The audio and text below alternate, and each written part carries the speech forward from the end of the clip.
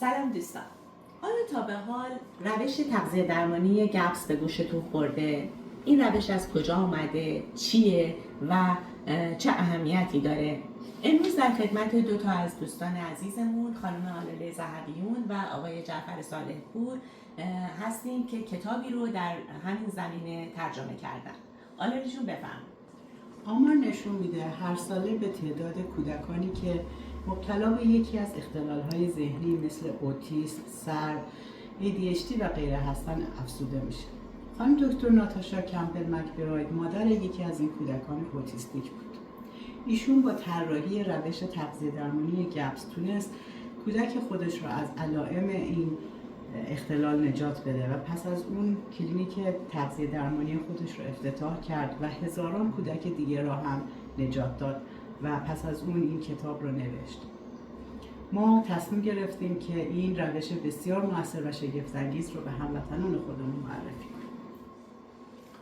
و من جعفر صالح پور هستم، کوچ و مربی روش گپس. کتاب‌های خانم دکتر ناتاشا بر مبنای این گفته مشهور بقراط حکیم در 2500 سال پیش استوار هست که همه بیماری‌ها از روده‌ها آغاز می‌شوند.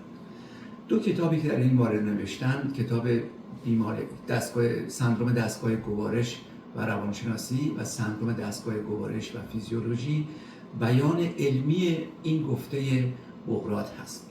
ما این افتخار رو داشتیم که کتاب اول که سندرم دستگاه گوارش و روانشناسی باشه رو ترجمه بکنیم و به دوستانی که علاقمند سلامت زیستن پایدار هستند درخواست میکنیم برای آشنایی با این روش در جلسه ما حضور داشته باشند.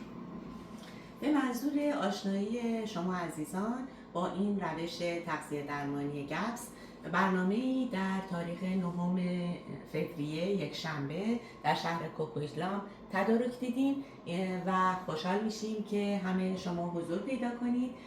جهت شرکت در این برنامه فقط لازمه از طریق لینکی که پایین همین ویدیو آورده میشه ثبت نام کنید. منتظر دیدارتون هستیم.